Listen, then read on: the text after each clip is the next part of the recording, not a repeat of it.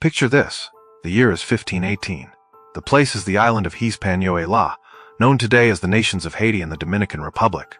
At this moment in history, Spain is the undisputed superpower of the world. They have the most advanced steel swords. They have terrifying war horses. They have gunpowder and massive wooden ships that can cross the abyss of the Atlantic Ocean. These are the men who toppled empires. These are the conquistadors, the conquerors of the New World. They are fearless, they are greedy, and they are currently running for their lives from an enemy that is less than 1/4 of an inch long. They are being defeated by a creature that has no ears, no lungs, and no soul. They are losing a war against the fire ant. This is not a metaphor. It is a literal biological apocalypse. Before we get to the biting and the screaming, we have to look at the grocery list. You see, the Spanish were bored with the food in the Caribbean. They liked the local fruits, sure, but they missed the comforts of home and the things they had discovered elsewhere. They wanted something sweet, something soft. They wanted the plantain and the banana. A few years prior, a Spanish friar had brought the first banana roots over from the Canary Islands.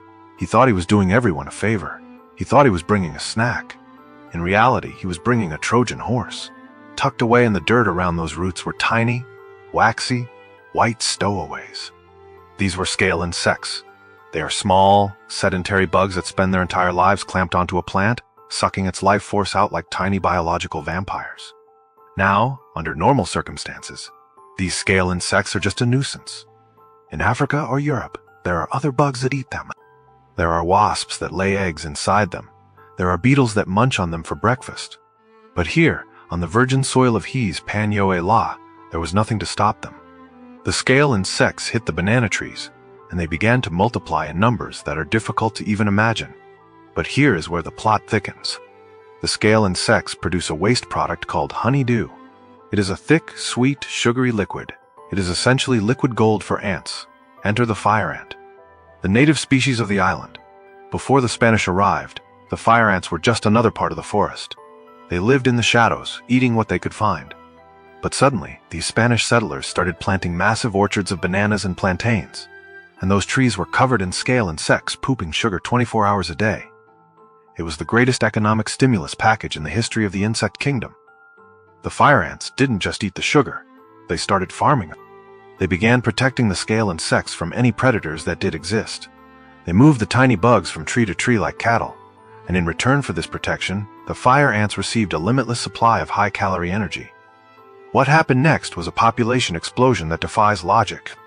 The fire ants became a pulsating red tide. They spread across the island like a wildfire made of meat.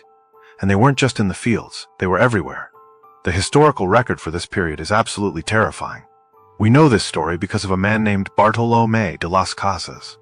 He was a priest and a historian who saw the whole thing go down. He wrote about it in his book, The History of the Indies. He describes a world that had turned into a nightmare. He tells us that by 1518, the ants had become so numerous that they covered the roofs of houses. The houses at the time were made of wood and thatch. The ants didn't just crawl on them, they inhabited them. Las Casas wrote that the roofs became black with insects. They looked like they had been charred by fire. But if you looked closely, you realized the blackness was moving. Then came the pain. Fire ants are not like normal ants. When they bite, they use their jaws to hold on, and then they sting you with a venomous needle in their abdomen. It burns like fire. That is why we call them fire ants. Imagine trying to sleep in a wooden hut when the ceiling above you is dripping with millions of angry, stinging insects. People would wake up in the middle of the night screaming, covered in red welts. The ants would crawl into the cradles of babies. They would get into the bandages of the sick and the wounded. It was psychological warfare on a massive scale. The Spanish tried to fight back, of course. They were used to fighting men. They tried to stomp on the ants. They tried to burn them out with torches. They tried to drown them. But for every 1,000 ants they killed, 1,000,000 more emerged from the ground. They tried putting the legs of their beds into large clay bowls filled with water to create a moat. But the fire ants were smarter than that. They would climb onto the walls and then drop from the ceiling onto the bed.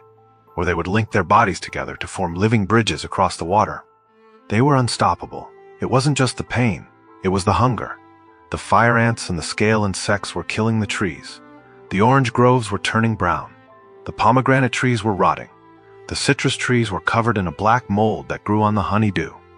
The agriculture of the island was collapsing. The Spanish settlers had come to the New World to find gold and build cities. Now, they couldn't even grow a lemon without being bitten 100 times. They couldn't walk across their own floors without shoes on. They were living in a constant state of siege. By this point, the town of Santo Domingo, the first true city in the Americas, was in a state of total panic. People were packing their bags and leaving. Property values plummeted. Life had become unbearable.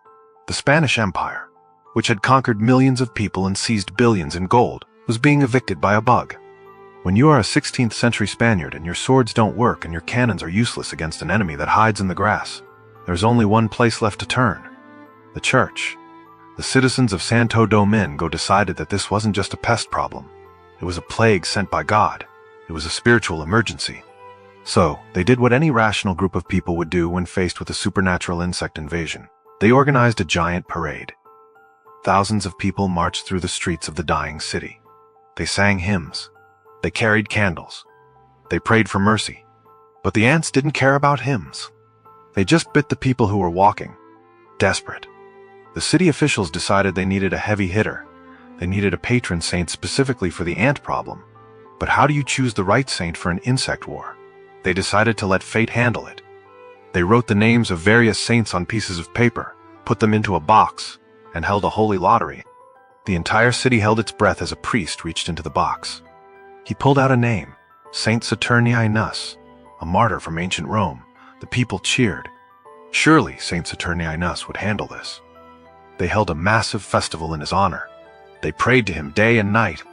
And then they waited, and the ants kept biting, and the roofs stayed black, and the trees kept dying.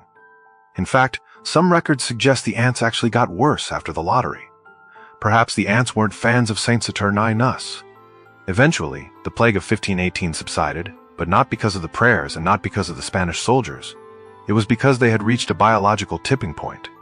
The fire ants had killed off so many of their host plants and exhausted so much of the local resource that the population eventually crashed. But the damage was already done. Many of the original Spanish settlements were abandoned. The dream of a lush, European-style agricultural paradise on Hispaniola was over. The island was permanently changed. This was one of the first and most dramatic examples of what we now call a biological invasion. The Spanish thought they were just moving a plant. They didn't understand the complex web of life they were disrupting. They didn't know that by bringing a banana tree from Africa, they were giving a signal to an insect in the American dirt to become a monster. It was a chain reaction that nobody saw coming. A tiny bug in Africa led to a tiny bug in Hispaniola, which led to an explosion of fire ants, which led to the abandonment of cities. It is the butterfly effect, but with more stings and more crying. There is a deep irony in this.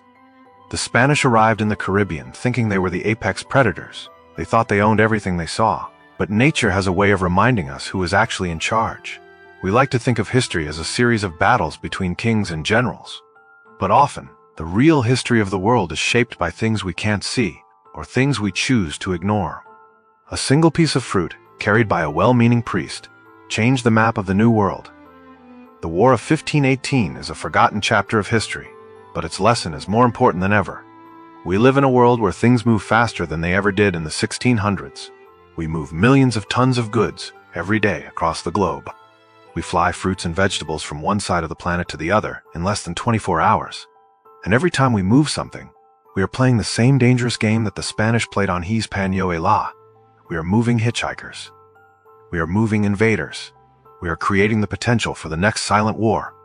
Today, fire ants are a global problem. They have spread from South America to the United States, to China, to Australia. They cause billions of dollars in damage every year. They still sting. They still build living bridges. They still kill livestock and drive people from their homes. We have better tools than the people of Santo Domingo had. We have pesticides. We have biological controls. We have satellite tracking. But if you look at the way fire ants continue to thrive and expand, you have to wonder if we are really any better at fighting them than the soldiers with their steel swords. Maybe the Spanish were right to be afraid. Maybe they were right to call it an apocalypse. Because a fire ant doesn't care about your technology. It doesn't care about your borders or your economy. It just wants the sugar. It just wants to survive. And when millions of individuals work together for that one goal, they can humble the greatest empire on Earth. So, the next time you see an ant mound in your yard, don't just look at it as a pest. Look at it as a warning. Think about the city of Santo Domingo in 1518. Think about the black roofs and the beds sitting in bowls of water. Think about the priest reaching into a box to find a saint who could stop the stings. And remember that the world we live in is a very delicate thing. Sometimes, the smallest creatures are the ones with the most power. And sometimes, the most dangerous weapon in the world isn't a musket or a sword. It is a banana with a few uninvited guests on the bottom. History is loud, and it is full of fire and fury. But if you listen closely to the grass at your feet, you can hear the real winners of the last 500 years. They are tiny, they are red, and they are waiting for their next chance to take what is yours. The War of 1518 never really ended. It just shifted to new fronts. And as we continue to rearrange the biology of our planet, we should probably check our luggage for any tiny, waxy, white stowaways. Because if we don't, we might find ourselves having another lottery for a patron saint. And I have a feeling Saint Saturninus is still on vacation. The lesson of the fire ant is that nature cannot be owned. It can only be borrowed. And if you borrow too much or if you borrow the wrong things, the bill will come due in the middle of the night, and it will sting like 1,000 hot needles. The Spanish thought they were building a new world. They didn't realize that they were just visiting someone else's. And the real landlords have 6 legs and an appetite that never sleeps. Keep that in mind next time you go to the grocery store. Because you never know what is waiting in the dirt of your next favorite snack. History is delicious. But it can also be very, very painful. We are living in a world of our own making, and the ants are just living in it with us. Or maybe, if we are honest, we are the ones living in their world, hoping they don't decide to evict us again. Listen to the grass. The tiny armies are marching, and they don't need horses to win.